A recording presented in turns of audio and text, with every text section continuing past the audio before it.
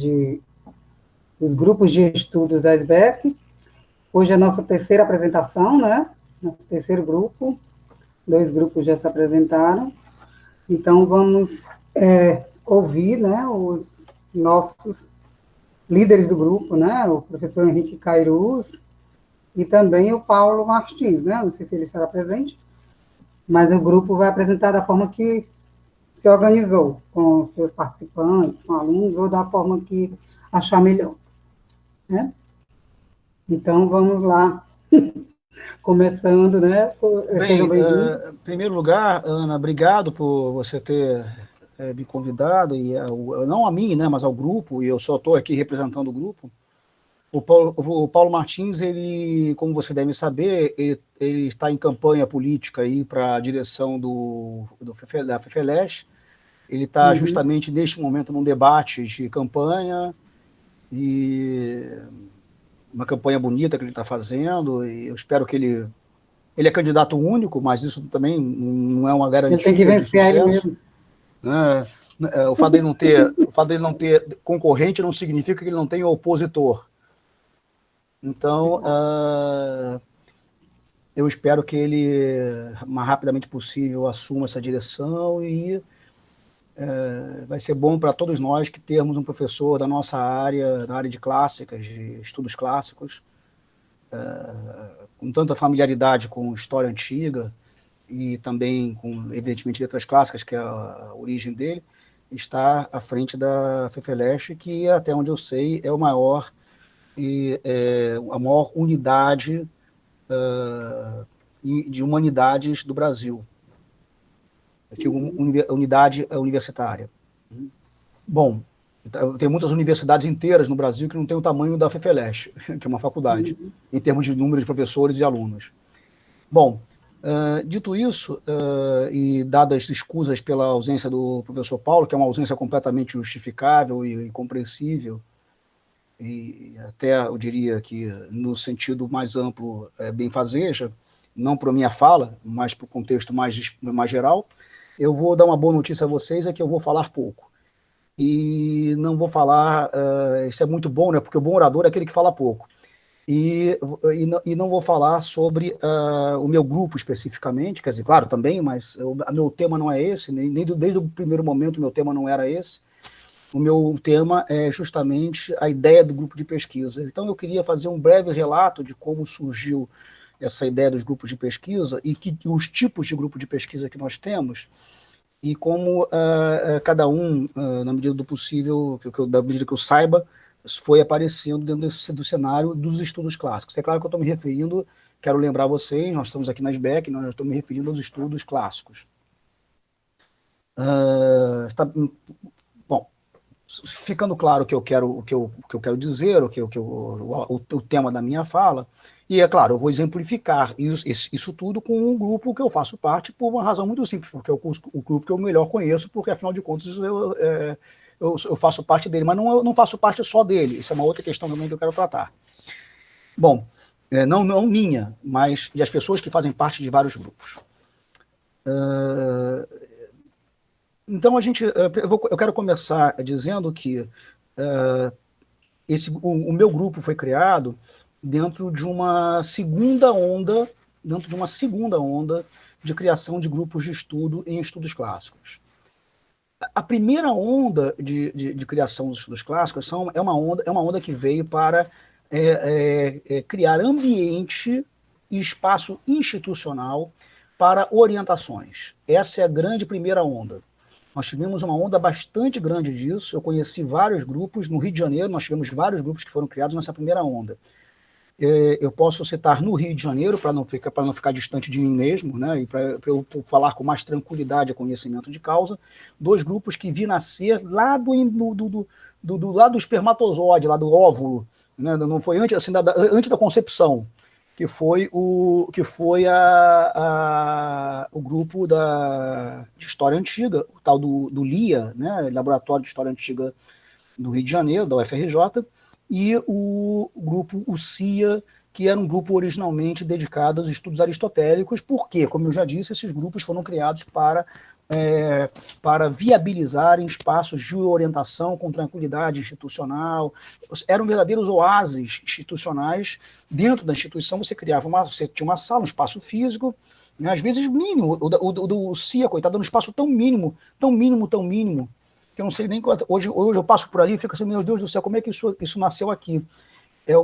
É menor do que qualquer quarto que a gente possa imaginar, e estava lá um monte de gente ali entulhada naquele espaço mínimo, um pé direito baixíssimo, que as pessoas às vezes tinham que ficar abaixadas, os mais altos tinham que ficar abaixados para poder caber naquele espaço ali. É uma coisa que ficava numa espécie de um giral, assim, aqueles puxadinhos que fazem naqueles prédios históricos. Era uma coisa realmente engraçada, mas eram espaços institucionais dedicados à paz institucional para fins de orientação. No caso do CIA, o seu coordenador, ele era ao mesmo tempo o coordenador e o orientador de todo mundo. De todo mundo. No caso do CIA, era o Fernando Santoro. No caso da História Antiga, naquele momento, era a professora Neide Thelme.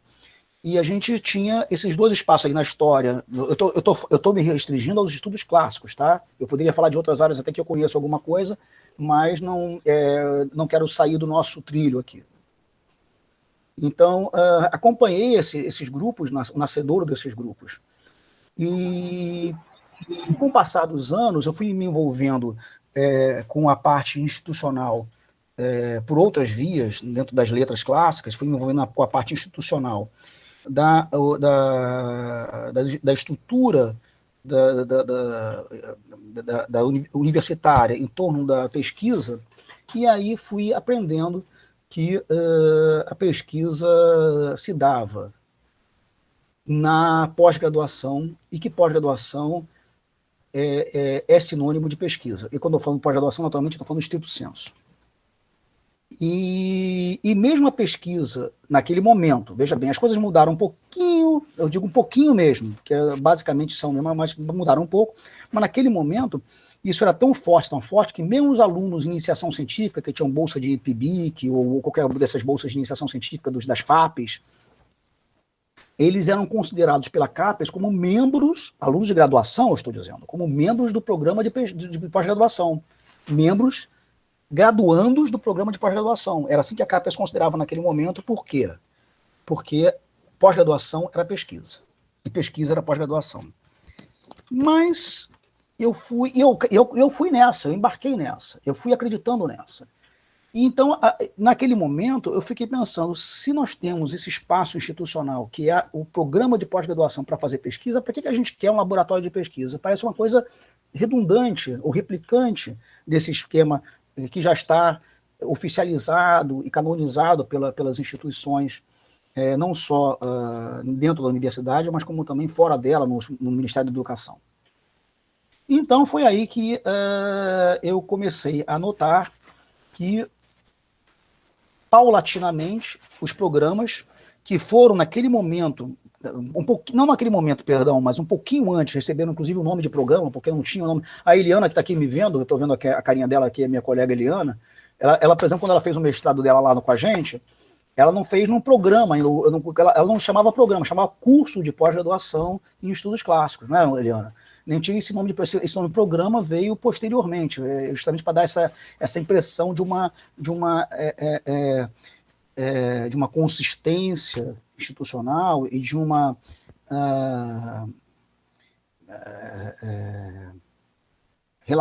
inter-relação que havia entre os membros, que cada vez foi ficando menor.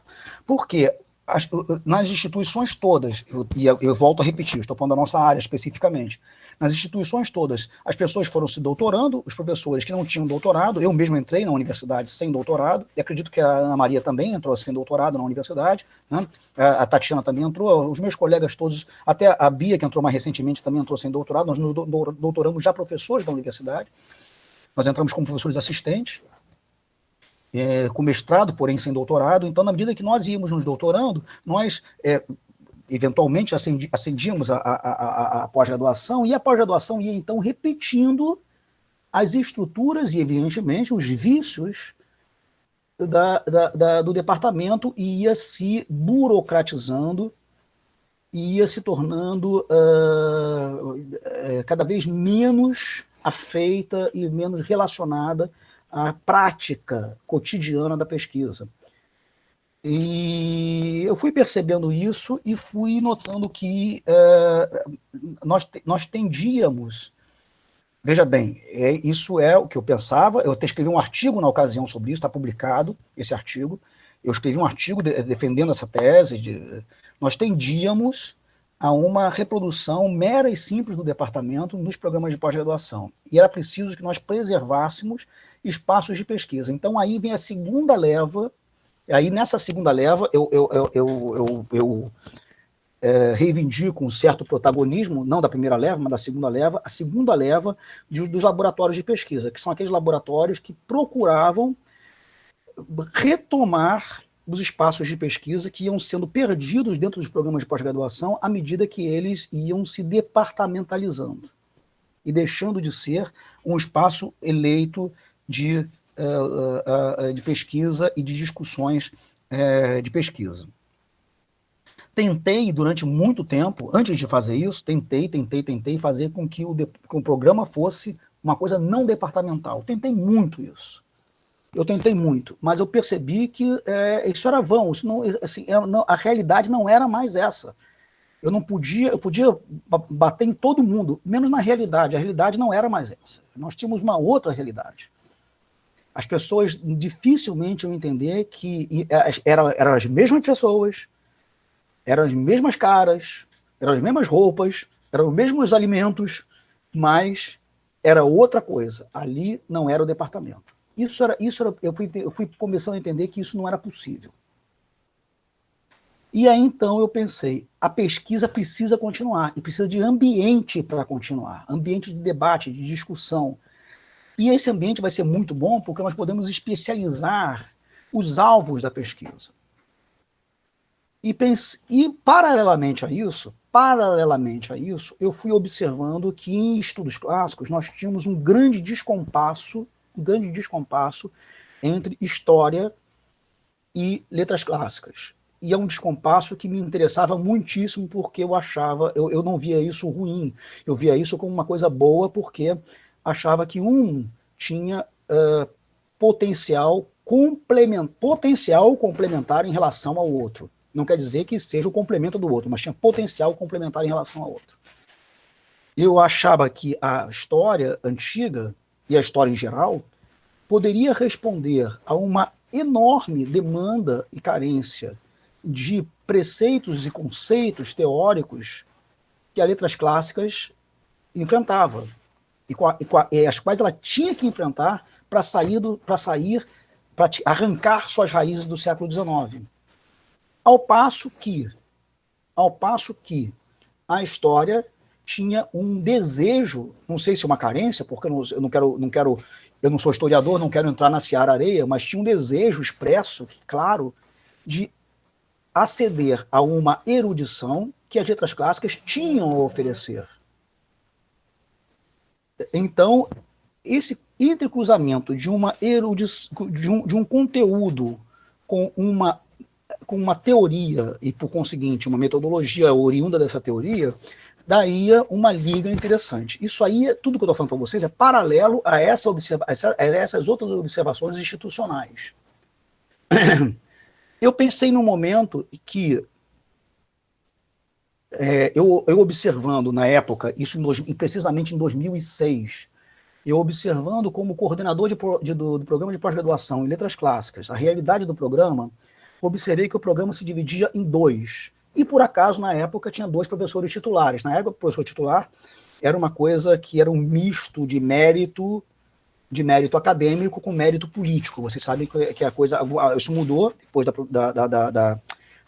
da presidenta Dilma, mas até um certo momento, a titularidade do professor era dada por um misto de mérito acadêmico com mérito político. Era uma coisa rara, uma vaga para titular e tal. E nós tínhamos 2 titulares em letras clássicas, uma de grego e outra de latim. Essa de grego, e os 2 com formação de letras clássicas amplas, tanto de grego quanto de latim. Ambos fizeram latim e grego, e poderiam dar conta desse saber. E uma se dedicava mais especificamente à antiguidade, e o outro se dedicava mais especificamente a o que ele próprio chamava de literatura novilatina, que era a literatura renascentista humanística, sobretudo, mas não somente, produzida em Portugal. Pensei, na ocasião, podemos abrir 2 núcleos de pesquisa, onde realmente acontecesse a discussão de pesquisa, as pessoas apresentassem suas conclusões, discutissem, expusessem as fraquezas e as suas certezas, um de antiguidade e outro de renascimento. O de renascimento nunca aconteceu, porque logo depois esse professor, como alguns aqui sabem, faleceu. Mas o de antiguidade, de certa forma, prosperou. É justamente esse que eu coordeno hoje. A professora Nelly, que era o titular de grego, se aposentou, mas eu fiquei. Eu saí do programa, do programa de clássicas, por razões várias, mas aquele programa, aquele laboratório que eu coordenava, estava todo estruturado, e eu sabia que se eu não tomasse conta desse laboratório, porque ele era super... isso é uma coisa importante. Os laboratórios de pesquisa devem sempre ser supra todas as estruturas institucionais, inclusive a própria universidade. Nós temos o caso do Leir aí, que o Fábio Fabiazani falou em algum momento aqui do nosso encontro. Eu penso que na abertura, o Leir, ele é supra-universidade, quer dizer, ele está presente em várias universidades. E isso é o certo. Eu queria que o ProArea fosse assim. Em um determinado momento ele foi assim. Mas depois eu fiz umas besteiras de gestão, ele acabou se esfacelando. Foi positivo, foi muito positivo, porque afinal de contas isso deu ensejo à criação de outros núcleos, mas também foi doloroso para nós, porque perdemos esse nome ProArea em supra-universidade. Hoje em dia, o ProArea tem só em 2 universidades, a UFRJ e a USP. O professor Paulo é membro do ProArea, ele pegou o núcleo dele, o IAC, e colocou como uma linha do ProArea, porque o ProArea tem várias linhas. Por que ele fez isso? Porque o professor Paulo também tem essa pegada de história com letras clássicas. Ele também acha que a história tem a oferecer a nós algo teórico que falta às letras clássicas, e as letras clássicas têm algo de erudição a oferecer à história. Então ele embarcou nessa minha praia, claro, sem sair do tema dele, que são as representações imagéticas da antiguidade, da antiguidade e na antiguidade, e aí então ele criou um braço do ProArea dentro da USP, que é o IAC, Imagem da Antiguidade Clássica, depois que ele falaria comigo hoje aqui, para falar sobre esse braço da USP. Mas nós tínhamos outras universidades que estavam envolvidas, nós tínhamos a UFES, nós tínhamos a URGS, nós tínhamos outras universidades envolvidas, e a UFJF, mas isso se esfacelou, e já disse, por um erro de gestão meu, mas que teve dores, mas também teve... eu chamo de a dor do parto, né? Assim, dessa dor nasceram coisas. Então, felizmente, nós temos essa aventura aí. Então, o que nós temos hoje? Nós temos esse grupo, né? É um grupo que ele transita... Hoje quando a instituição nos pede, está ligado a que programa? Um programa aqui onde os seus membros estiverem. Os seus membros estiverem. Então, nós temos um membro, a professora Ana Tereza Basílio Vieira, que é do programa de letras clássicas, então, de certa forma, ele é ligado a letras clássicas. Nós temos a mim e a professora Tatiana, que somos ligados ao programa de linguística aplicada da UFRJ, então ele é do programa de linguística aplicada também. Ele mas, na verdade, não é de nenhum. Isso é uma resposta a determinadas exigências eventuais da instituição. E assim a gente vai funcionando. Agora, chegou um momento que nós começamos a ter questões internas, porque vocês sabem, lidar com gente, né, é sempre complicado. E a gente começou a ter questões internas, não nenhuma briga, mas questionamentos. Pode isso, pode aquilo, então a gente resolveu fazer, nós nos reunimos uma vez por ano, presencialmente, São Paulo com Rio, para discutir as pesquisas, e no último dia da discussão de pesquisa nós temos uma assembleia onde nós tiramos uma porção de questões interessantes que interessam ao grupo. Por exemplo, quem é que vai gerir a revista do grupo? Nós temos uma revista cujas editoras são a Ana Tereza e a Beatriz de Paula, que está aqui me ouvindo. Estou vendo a carinha dela aqui. Então, quem é que vai gerenciar o Infoclássicas, que é um outro serviço que o Proaira presta? Quem é que vai... Isso tudo é discutido anualmente. E outra coisa, nós discutimos uma coisa importante, como a nossa pegada, a nossa preocupação é a coisa teórica, então nós discutimos quais são os temas teóricos que interessam ao grupo. Por exemplo, identidade. Por exemplo, né? Então, quais são os autores que nós vamos adotar no grupo para lermos sobre essa questão? Aí nós discutimos, cada um traz propostas, então nós discutimos essas propostas, as pessoas defendem isso. Não, eu acho melhor esse autor, porque esse autor diz isso e tal. E aí nós elegemos aqueles autores. Aí você pergunta, alguém do Proaira pode ler outro autor sobre esse tema? Assim, claro que pode, mas não no Proaira. Porque nós temos uma identidade do grupo. Nós temos uma espinha dorsal do grupo. Nós combinamos essas coisas, nós discutimos essas coisas. Nós preservamos e zelamos por uma identidade, e a nossa identidade isso pode mudar, mas cada grupo tem uma realidade, mas a nossa identidade, ela é uma identidade ligada à pegada teórica. E nós só temos duas exigências no Proaira, para você ser do Proaira. Você ter essa pegada teórica que o grupo adota como um todo e discute anualmente qual é ela, e essa é uma, e duas, o assunto ter alguma coisa a ver com a antiguidade. E aí nós temos a ideia da representação, que é um dos conceitos teóricos que nos é caro dentro do grupo, e nós discutimos todo ano esse conceito, o que seja a representação.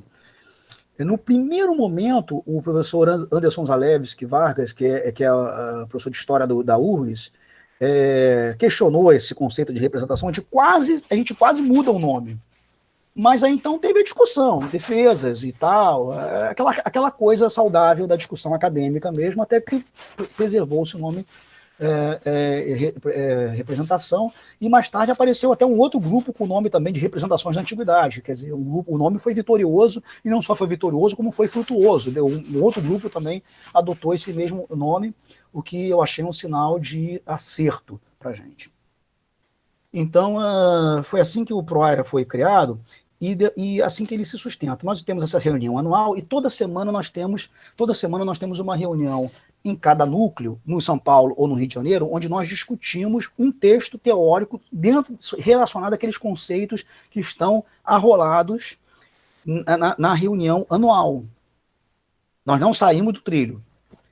E essas reuniões, vamos dizer que um mês tenha 4 sextas, essa é sempre sexta-feira, um mês tenha 4 sextas-feiras, então numa das sextas-feiras nós dedicamos ao que nós chamamos de rodada de pesquisa, onde cada discente e docente, ou seja, cada membro do programa, com igual tempo, relata o que fez em relação à sua pesquisa naquele período de tempo, onde está com a sua pesquisa.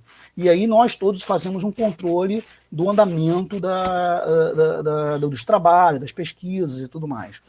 A gente tem é claro, tem meses que você fala assim, olha, esse mês foi um desastre, aconteceu tal coisa, aí faz um pouco de terapia também de grupo, né? Vocês sabem que a gente acaba ficando muito amigo, né? E além de tudo isso que eu estou falando, também tem nossos almoços, aí são outras coisas, a gente faz uns almoços e tal, mas aí já é parte de amizade que a gente vai criando ao longo dos anos. Alunos vêm, alunos vão, mas, claro, mais vêm do que vão, né? Então o grupo tende a crescer, porque a desistência e o abandono do grupo é relativamente pequeno, mas a adesão é grande. E agora, para um discente aderir ao grupo, tem uma outra exigência que me parece óbvia, que ainda é resquício daquela primeira leva de grupos de pesquisa. É preciso que o discente tenha um orientador dentro do grupo. Você não pode pegar um orientador de fora do grupo e fazer parte do grupo. E nós não permitimos isso. Porque é uma discussão, a gente não vai querer... cada um de nós envolve na pesquisa do discente, ou do docente, ou de quem quer que seja. E a gente não vai se envolver numa pesquisa e dar pitaco e cobrar aquilo que nós estamos sugerindo de um orientando de uma pessoa que não faz parte do grupo. Isso é uma invasão, isso é uma coisa, nós não consideramos isso positivo. Então, esse orientador dentro do grupo, não só o orientador, isso eu sempre digo, ele também é um preceptor, ele é um introdutor daquela pessoa, daquele discente, dentro do mundo da pesquisa. Então, cada um escolhe o seu orientador, que também é o seu preceptor, que vai guiá-lo, que vai instruí-lo, que vai discutir com ele, inclusive as inscrições que eles fazem nas disciplinas de todos os cursos que faz na graduação, porque isso tem a ver com a formação dele. O preceptor deve fazer isso no nosso ponto de vista. Então, essa tarefa do preceptor é uma tarefa que nós consideramos inalienável do orientador dentro do nosso grupo. Bom, para concluir, eu vou concluir agora a fala, eu já falei demais, você deve estar de saco cheio de me ouvir, desculpa aí, eu falei que ia falar pouco, mas baixou aqui o Rui Barbosa em mim. Então, para concluir, só quero dizer que lá pelas tantas nós resolvemos fazer um estatuto. Tudo isso está no site. Eu vou escrever aqui no chat o site do grupo, que tem um estatuto, que tem tudo. Aliás, se tiver algum defeito lá no site, lá se tiver alguma coisa que não está funcionando, peço que vocês me avisem, tá? Eu vou consertar. Então, esse estatuto, a gente resolveu botar por escrito tudo que já era, veja bem, isso é muito importante, tudo que já era uma realidade. Então, nada, nenhuma vírgula do que está escrito ali, já não existia antes do estatuto. O estatuto é só para a gente escrever um nomos não escrito que foi ali escrito. Esse site que vocês estão vendo aí que eu botei no chat, www.pec, esse PEC é muito engraçado, foi uma coisa que o Fernando Santoro descobriu lá, há anos atrás, descobriu um edital lá da nossa FAP do Rio de Janeiro, a FAPERJ, descobriu um edital que diz assim, se vocês conseguirem juntar, sabe esses editais que tem nessas FAP? Agora não tem mais porque está todo mundo em crise, né? Mas tinha uns editais assim, meio malucos, assim, se vocês juntarem, acho que era 4 ou 5 laboratórios com menos de 10 anos, vocês ganham uma verba para montar esses laboratórios. E aí, na época, o ProArea tinha menos de 10 anos, ele chamou o ProArea e tal, e para dar um nome para esse projeto, ele deu o nome de PEC, que é um nome que eu não gostei, mas o Santoro adorou, que é Polo de Estudos Clássicos do Rio de Janeiro, esse PEC. Mas esse nome foi só para entrar nesse edital. E aí ficou esse nome aí no site, né? Então tá lá pec.frj/proaira. E aí, mas se você substituir PEC por letras também dá certo.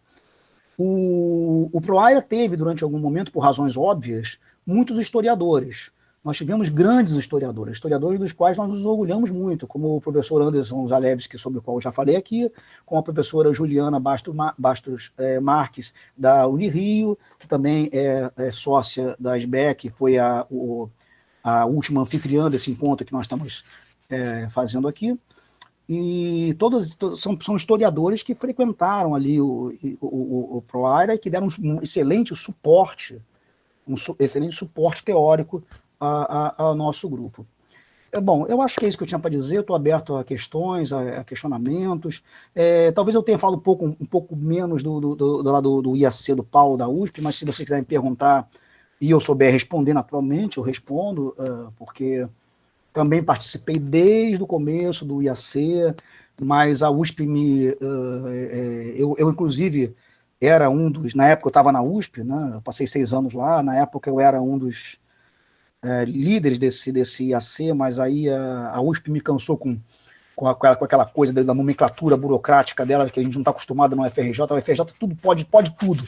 Na USP é tudo preso na nomenclatura e tal, ela é muito mais, nesse sentido, muito mais rigorosa, né, na observação dessas pequenas regras.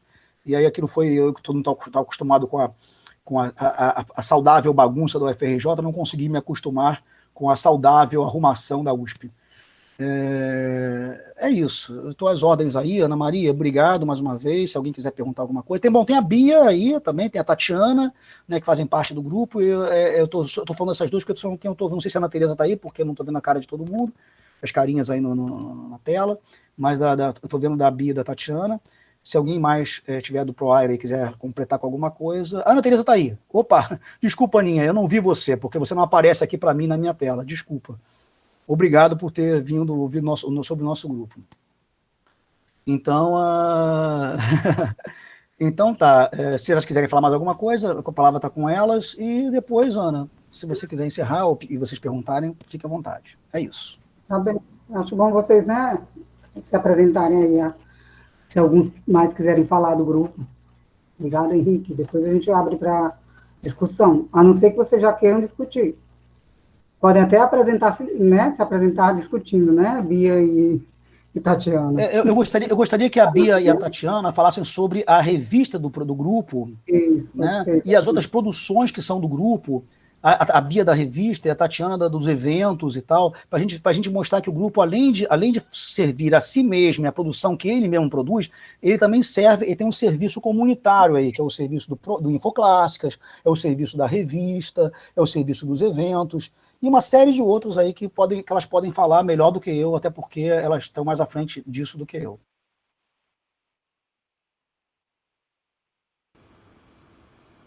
Vamos lá, Bia.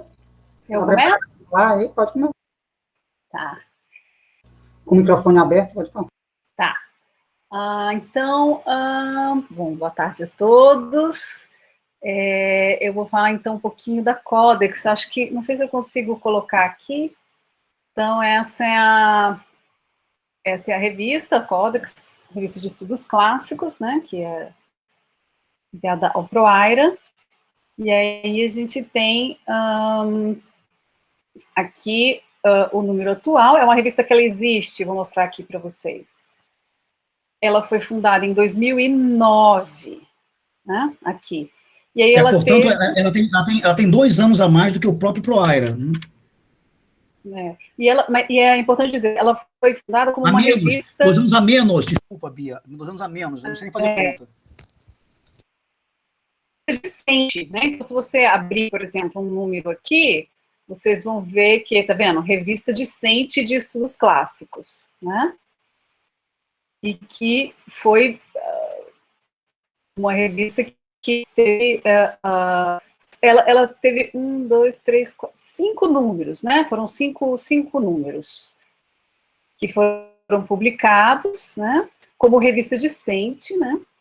E depois ela parou, ela teve aí um hiato, né, de 5 anos, e ela foi retomada em 2016.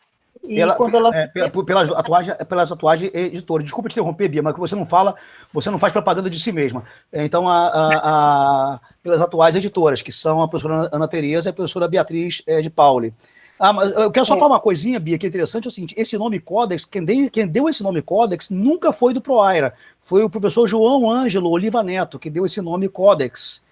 Num bar, a gente tomando cerveja lá em São Paulo, enchendo a cara, e eu falei, eu queria um nome para a revista, ele falou assim, Codex, na mesma hora. E aí eu falei, é esse que eu estou procurando.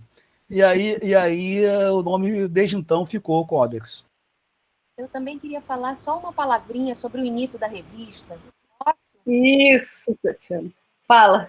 Bom, essa revista, como a Beatriz falou, ela começou, né, teve o primeiro número publicado em 2009, e era uma revista discente.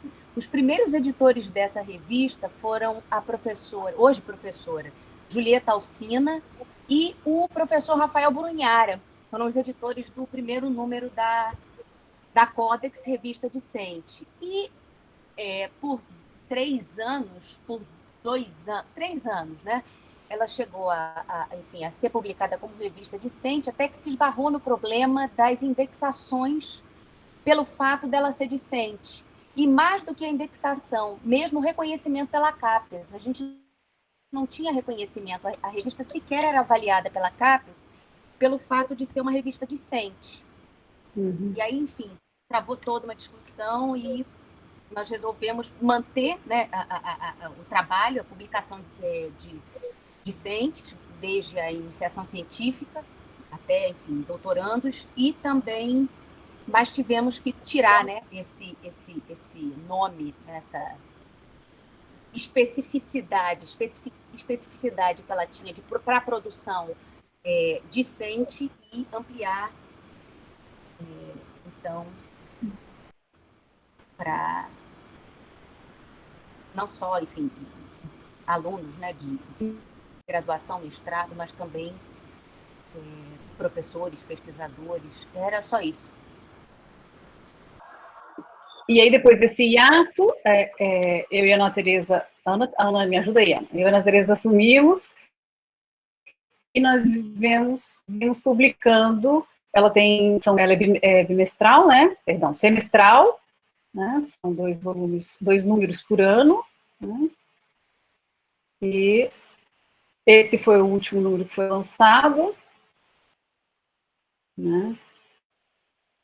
Vou mostrar aqui para vocês, né? Então tem artigos. Uma coisa que a gente gosta de fazer também porque a Ana Tereza, além de professora de latim e entrevista comigo, ela é uma excelente tradutora também, então ela tem esse gabarito, né? Ela supervisiona muitas das traduções que são feitas. Quando a gente recebe algum artigo em língua estrangeira, a gente procura fazer a tradução, né, para o português e publicar tanto a versão traduzida quanto a versão original, né? Então, esse é um trabalho que é feito, em geral, com a supervisão da professora Ana Tereza.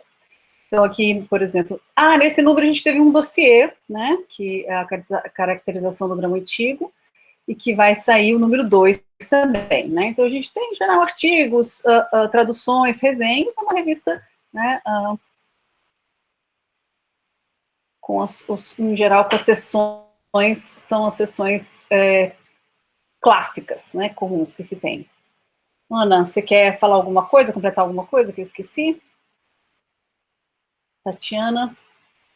Eu queria falar uma coisa, Bia, que a revista hoje em dia está excelentemente indexada, está ascendente no Qualis, já subiu de nota no Qualis, está subindo cada vez mais, a indexação dela está excelente, a gente está a caminho aí do Cielo e do Web of Science, nós estamos a caminho, né, nesse rumo aí, graças à competência das editoras, e acho que nós podemos dizer que a gente tem uma opção aí, vocês todos, né, nós todos, vocês todos, vocês mais do que eu, porque no meu caso é endógena, né, no caso da Bia, meu é endógeno, mas para vocês não é, temos uma opção aí de publicação. Lembrando que uma coisa importante, Bia, que eu esqueci de falar, nós esquecemos de falar, é que a revista, para publicar na revista, não tem que estar de acordo com isso tudo que eu disse antes, ou seja, essa coisa da relação da história com as letras clássicas, tal. Tem um monte de gente de filosofia, muita gente de filosofia, tem muita gente de história, tem muita gente de letras clássicas com as pegadas mais variadas, com os approaches mais variados que publicam na revista. Então, a revista é aberta. O que nós exigimos é aquela coisa de sempre, né? Pareceres técnicos e tal, que são isentos, que são as editoras são muito cuidadosas na escolha dos pareceristas, e depois na forma em que os pareceres são encaminhados aos autores. Nós zelamos muito por não encaminhar qualquer parecer para qualquer autor, a gente tem uma moderação aí boa dos editores. Então é um trabalho que a gente faz aí, que as editoras fazem, que a gente ajuda como auxiliares dela, bastante grande mesmo. Não é isso, Bia? Sim, isso mesmo. Tatiana, completa com alguma coisa aí para a gente encerrar eu começar a rodada de perguntas, por favor. Eu acho que a gente pode abrir já para a rodada de perguntas, né? Vendo o que surge. Eu acho que já seria bom abrir. Eu queria só falar sobre o Infoclássicas, que acho que eu esqueci de falar. O Infoclássicas, todo mundo conhece o Infoclássicas, né? Mas o Infoclássicas, ele nasceu dentro do ProAira, foi um presente do ProAira, primeiro, para o programa de pós-graduação em Letras Clássicas da UFRJ. E foi engraçado porque ninguém, eu era coordenador, havia uma certa resistência, aquela resistência assim, né, ao coordenador que às vezes tem nos programas, ninguém quis se inscrever, ninguém. Eu quis fazer um canal de comunicação com os alunos e professores, ninguém se inscreveu, mas aí começou a gente a se inscrever de fora. As pessoas buscavam no Google, sei lá onde, achavam o negócio e se inscreviam. Aí a coisa começou a crescer e ninguém do programa para o qual ele foi criado. Quando eu saí do programa, já tinha um ou outro do programa inscrito, mas não tinha pouquíssima gente, tinha muito mais gente de fora do que de dentro. Eu falei, bom, eu acho que o ProAira, ele é do ProAira. E levei e troquei o nome, né, do grupo de PG Clássicas, que era uma referência ao programa de pós-graduação em letras clássicas, para Infoclássicas, que foi uma sugestão da professora Tatiana. E, a partir daquele momento, nós temos o Infoclássicas. Logo depois, muito rapidamente, um ano depois, para falar a verdade, a SBEC, a Sociedade Brasileira de Estudos Clássicos, na sua Assembleia de Araraquara, por iniciativa da diretoria da época, da qual eu não fazia parte, e para minha grande surpresa, foi uma das grandes surpresas da minha vida, pediu, por favor, para apor o selo da SBEC no Infoclássicas, para que o Infoclássicas fosse uma parceria do ProAira com a SBEC. Eu falei, claro, evidentemente. Ainda não havia essa história que nós temos hoje, essa realidade de grupos de pesquisa na SBEC, que, como já foi dito aqui, foi uma ideia do Jacinto. Né? Aliás, o Jacinto assim, é o nosso Zeus, porque as Minervas ficam saindo, as Atena ficam saindo da cabeça dele o tempo todo, né? Ele não para de parir a Atena da cabeça, né? Então, a primeira Atena que ele pariu foi a SBEC, depois foi esse negócio do grupo de pesquisa. Isso tudo veio da cabeça jupiteriana de Jacinto. Então, é isso que eu tinha para dizer. Eu encerrei, viu, Ana? Se você quiser abrir para perguntas, de minha parte está encerrado. Tudo bem.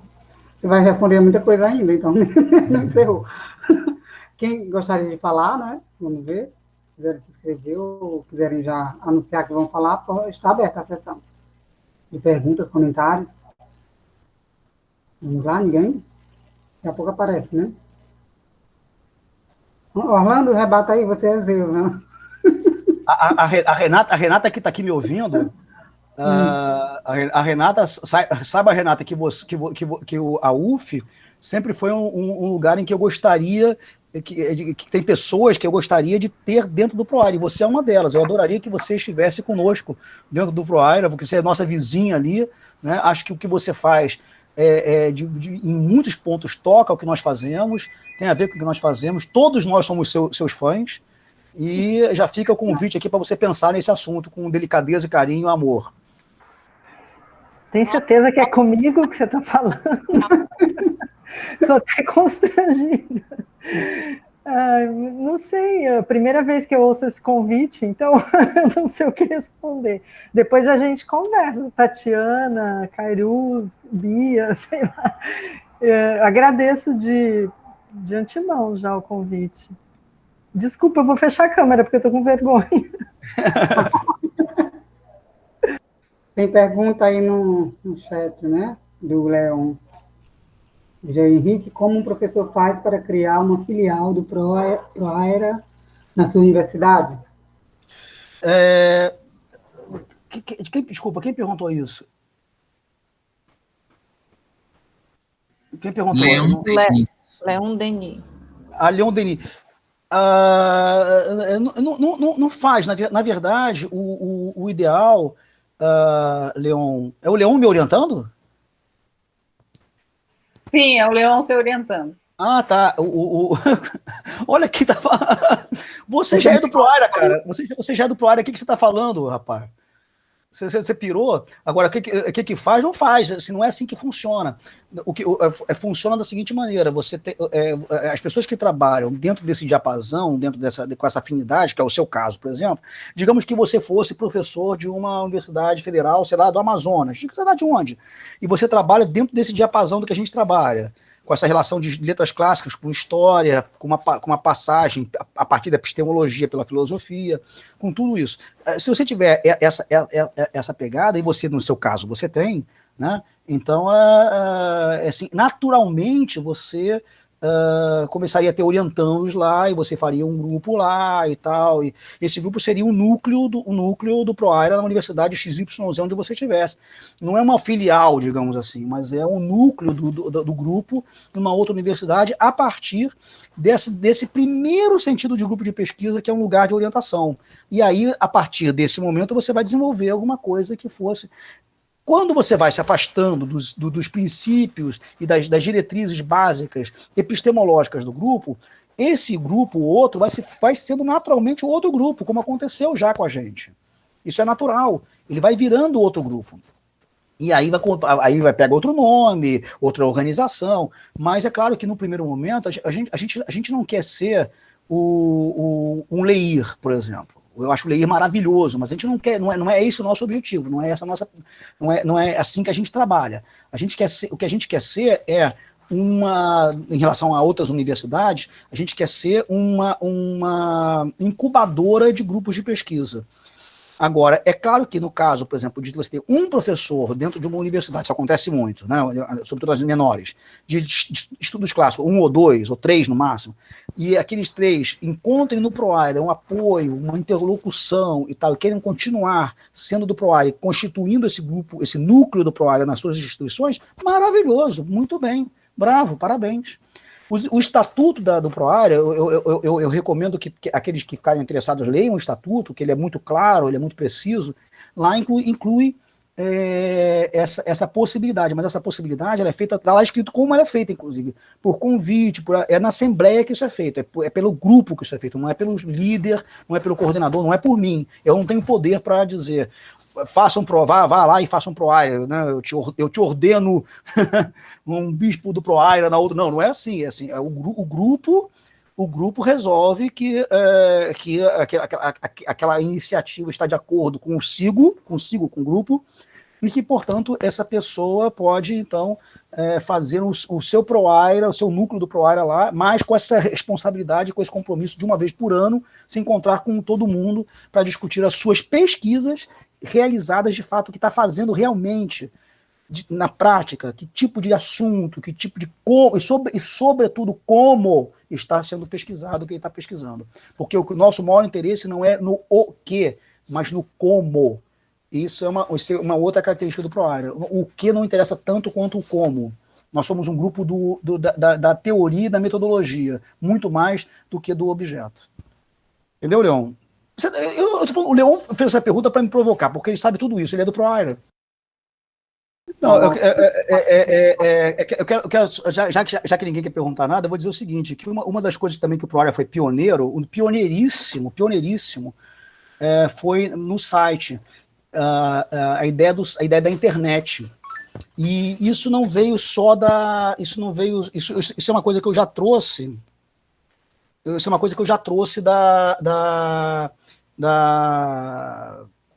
do programa de pós-graduação de letras clássicas, que foi o primeiro programa de pós-graduação em humanidades do Brasil a ter um site, o programa de pós-graduação de letras clássicas do Rio de Janeiro, porque me deu uma louca, eu era doutor, mas não era ainda do programa, mas me deu uma louca, assim, em prol do programa, eu fiz um site para o programa. Eu me lembro que a coordenadora da época não tinha internet, imagina, não tinha internet, e eu imprimi o site, e eu andava para cima e para baixo, o site debaixo do braço. A Eliana conhece essas histórias, está aqui me ouvindo, ela me conhece essas histórias. Eu andava com o site para cima e para baixo impresso, para ela aprovar o site, para eu botar no ar o site do programa, que eu não fazia parte, mas que eu achava que era um passo importante. Isso em 99, eu acho. A Tatiana pediu para que eu falasse um pouquinho, mas eu não vou falar não, vou pedir para que ela fale sobre a dinâmica do encontro do ProAire, porque é uma coisa importante, muito importante no nosso grupo, da identidade do nosso grupo, é a dinâmica do encontro anual, que é uma dinâmica muito diferente. O nosso evento anual, ele não tem nada a ver com o que vocês estão acostumados a ver, é uma coisa totalmente diferente, vocês vão ficar um pouco impressionados com como nós fazemos. Então, Tatiana, fala um pouquinho da nossa dinâmica de encontro aí, talvez isso colhe, quem sabe isso não vira uma tendência nacional. Explica aí, Tatiana, por favor. Vou falar brevemente sobre a dinâmica do encontro. A gente faz um encontro anual, os pesquisadores do grupo, né, todos os membros do grupo devem participar, a gente espera que todos participem, e esse encontro não consiste num evento de apresentação propriamente de trabalho, né? A gente previamente recebe textos esses em que o autor tem que dar conta do que faz, como faz, em que etapa está da sua pesquisa, de modo a propiciar uma discussão. Esses textos, em princípio, todos, né, nós recebemos os textos e o texto era distribuído para todos os membros do Proaira. Com o tempo, nós fomos crescendo e foi ficando difícil que todos lerem os trabalhos e todos comentarem, né, os trabalhos uns dos outros. Então, a gente passou a fazer uma divisão, né, atribuir determinados trabalhos a grupos, né, a professores e a alunos também. Os alunos também leem os seus trabalhos, né, e comentam, é claro. O doutorando comenta o trabalho do mestrando, o mestrando comenta o trabalho do graduando, mas a gente parte desse princípio, né, de receber o trabalho e comentar o trabalho, né? E a ideia do comentário é contribuir mesmo para a pesquisa que está sendo desenvolvida. É um encontro que costuma durar 2 ou 3 dias, e nós temos contamos com uma conferência de abertura e uma conferência de encerramento. Geralmente essas duas... Essas são abertas. A única coisa que é aberta, porque o resto é fechado. Os outros não podem participar. Por que não faz sentido participar? Porque só faz sentido para quem lê os trabalhos. Se você não lê os trabalhos, como é que você vai, né? Como é que você vai participar? Mas então as conferências são abertas e a gente costuma, né, a gente chama, a gente convida conferencistas que possam contribuir muito diretamente para o trabalho, né, para todo o aparato e suporte teórico-metodológico do grupo. Geralmente professores, não professores do grupo, né, professores de outros grupos, né, de outras instituições, ou mesmo da instituição da gente, né, das instituições da gente. Mas então a gente convida e faz desses dois momentos, da conferência de abertura e da conferência de encerramento, um momento de espaço, né, um espaço aberto para o público geral. O tempo a gente distribui, né, as pessoas, cada membro entrega, né, o trabalho, a gente recolhe os trabalhos, e a pessoa apresenta brevemente o seu trabalho, o resumo, a súmula, do relatório 3 minutos, de pesquisa. 3 minutos. 3 minutos, né? Projeto de artigo é uma coisa com que a gente começou a trabalhar também, né? Quem tenha em mente, esteja fazendo, enfim, desenvolvendo um artigo que queira apresentar e discutir previamente as suas ideias no encontro, pode fazê-lo. E então a pessoa tem 3 minutos para apresentar, falar brevemente do seu trabalho, e aí a gente começa a discussão, né? Discute o trabalho, não só aqueles para os quais o trabalho ficou designado para uma questão de divisão, né, e otimização do tempo, mas, sobretudo, todos, né, a gente abre para todos os membros do grupo comentário da pesquisa, do artigo que está sendo desenvolvido. E assim a gente faz. Todo ano a gente se encontra. É um momento muito particular. A gente já realizou, né, e acho que pretende voltar a fazer um pouco atividades assim também, receber professores, convidar professores para conferência, para palestra na universidade, na UFRJ, mas o encontro... Fora do encontro, que você está dizendo. Fora do encontro. Né? A gente também já fez, né, e conta também com essa possibilidade, mas o encontro é um momento mesmo de encontro de todos, né, e de uma discussão mais ampla. Às sextas-feiras, e é o dia destinado para o encontro, né, semanal, né, a gente tem um encontro semanal em que a gente faz as leituras teóricas que são fundamentais para todos os membros do grupo, todas as pesquisas que estão sendo desenvolvidas. Nas sextas-feiras, a gente costuma fazer, uma vez por mês, uma rodada, o que a gente chama de rodada de pesquisa. Então, a gente discute, cada um fala do que está fazendo, do que pretende fazer, e assim a gente vai conhecendo, né, o trabalho, melhor o trabalho de cada Tatiana, um. eu não sei se ficou claro para o pessoal que no nosso encontro anual, o autor da pesquisa, ele não fala, ele ouve, ele escuta. Né? Ele é, na verdade, um receptor ali. Né? As pessoas já leram o que ele ia dizer, o que ele diria, não tem palmas, não tem nada disso, não tem mesa, não tem nada disso. O autor, ele simplesmente ele ouve.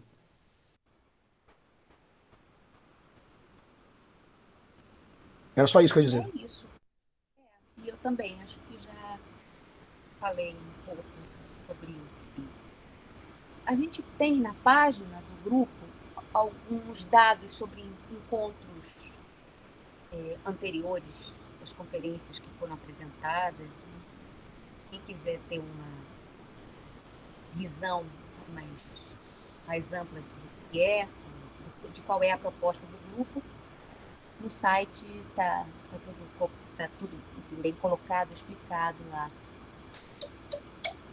E acho que é isso. Alguém gostaria de fazer pergunta?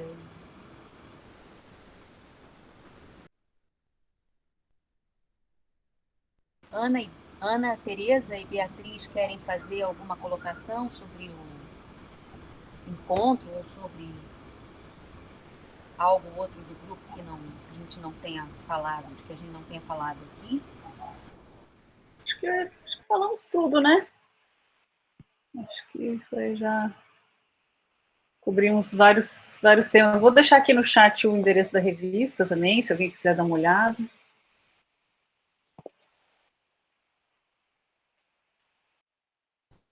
Mas acho que é isso. Acho que algumas Maria, pessoas também se identificaram, né, com esse formato, de qualquer maneira. Teve a Tereza, que diz aqui, né, Tereza, bem semelhante ao seminário interno do NAUP, aqui na UFBA.